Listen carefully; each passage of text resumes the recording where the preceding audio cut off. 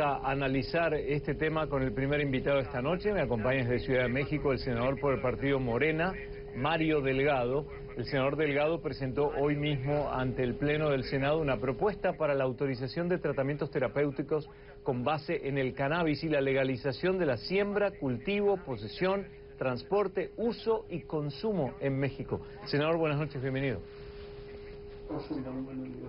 Hola Guillermo, ¿cómo estás? Buenas noches. Buenas noches. ¿Va más allá de tratamiento terapéutico el pedido de la liberalización, digamos así, de la marihuana, no? También para usos recreativos, senador, ¿por qué?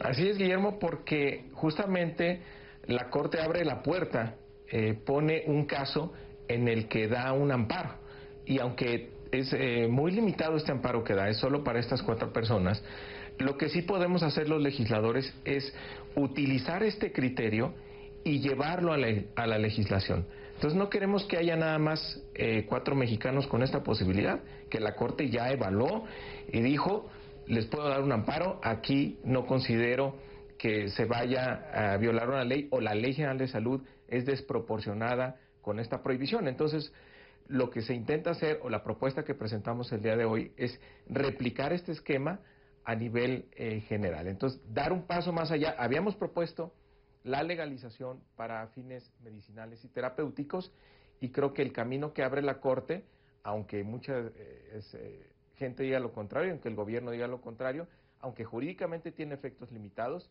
el razonamiento que hace la Corte puede replicarse en la legislación. Hablamos recién, bueno, de una ampliación del espectro en cuanto al uso. ¿Qué le respondería, senador, a aquellos que dicen el uso de la marihuana médica o para fines recreativos, por ejemplo, en Estados Unidos no se permite en la mayoría de los estados porque no cumple con los requerimientos de la Agencia de Drogas y Alimentos del país, que el uso podría incrementarse en general en todo el país, que la adicción podría incrementarse también, especialmente en los jóvenes, y aquellos que manejan bajo el efecto de la marihuana podrían provocar más accidentes? ¿Cómo convence usted a estas personas que tienen esas ideas de que en realidad es una buena decisión? Bueno, normalmente quienes están en contra comparan contra supuestos de lo que podría ser. Es decir, si se legaliza, ¿qué podría pasar? ¿Podría aumentar el consumo? En fin, hay distintas hipótesis. Y eso nos lleva a perder de vista, Guillermo, lo que está pasando actualmente, que es un desastre. Tienes las cárceles llenas de consumidores de marihuana, tienes un poder del narco, un poder corruptor tremendo, que hasta construye túneles para que se escapen de las cárceles de alta seguridad. Tienes un consumo de drogas creciente, no has logrado detener las adicciones. Entonces, bueno, pues la guerra contra las drogas es un fracaso. Ese es el comparativo contra lo que tenemos actualmente, meternos en la regulación. Hace rato me preguntaban, es que eso es meterse en camisa de 11 varas. Bueno, yo prefiero la camisa de 11 varas de la regulación a la camisa de fuerza del prohibicionismo, que no da resultados. Por supuesto que hay muchas preguntas en el camino, pero cambiar la perspectiva, empezar a regular y que no las reglas las esté poniendo la delincuencia, me parece un avance importante. Aquellos también que se oponen a la legalización de la marihuana hablan sobre todo de la juventud. Sería bueno también, en este caso, recordarle a esa gente que la educación comienza en casa, ¿no? Y que esta es una buena oportunidad para replantearse a ver qué comunicación hay con los hijos y cómo está manejando, cómo está viendo un padre la vida de sus hijos y su relación con las drogas o con aquellos elementos, como puede ser el alcohol también, que pueden producir un cambio de actitud cuando uno está bajo la influencia de los mismos. ¿Cómo tienen en cuenta ustedes el tema de la educación al proponer este tipo de cambio en la legalización de la marihuana?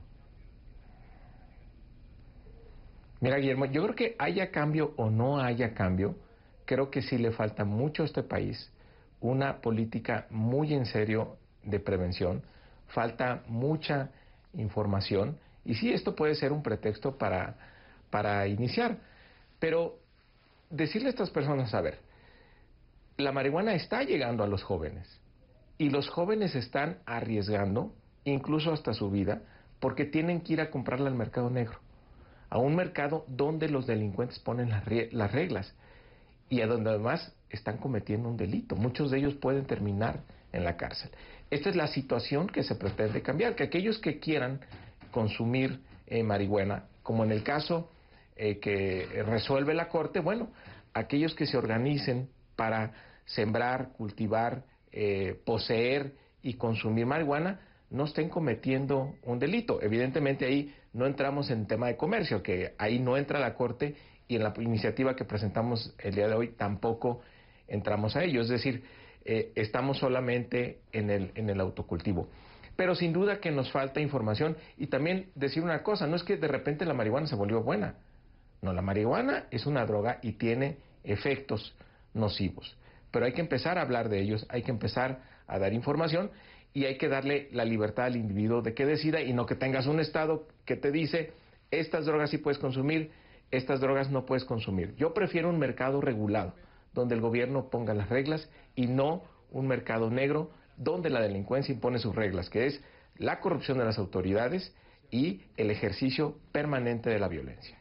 Senador, el problema que mucha gente puede cuestionar es que en este caso hablamos de marihuana, pero también podría la gente decir, necesito cocaína como un elemento recreativo.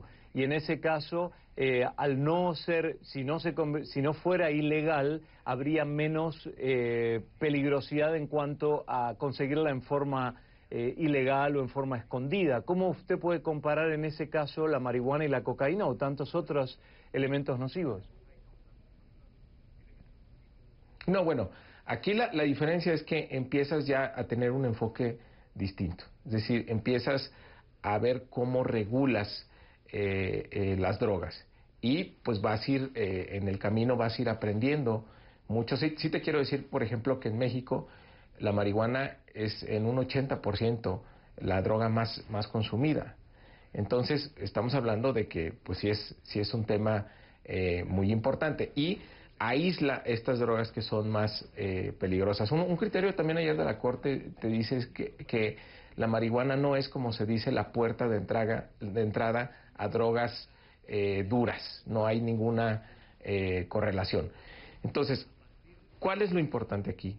El cambio de punto de vista, ya que podemos pensar en una política de drogas que no te genere una violación masiva y sistemática de los derechos humanos, que pongas como centro a las personas, sus libertades y la protección de su salud. Entonces empiezas a pensar diferente, tienes políticas distintas y tienes regulaciones distintas, e insisto, y no olvidarnos de que no proponer nada es avalar lo que está pasando en México, y no puede ser más grave lo que está pasando en nuestro país. ¿Es un derecho o no? Lo vamos a ver cuando volvemos, porque vamos a marcar una pausa ahora en conclusiones, la primera.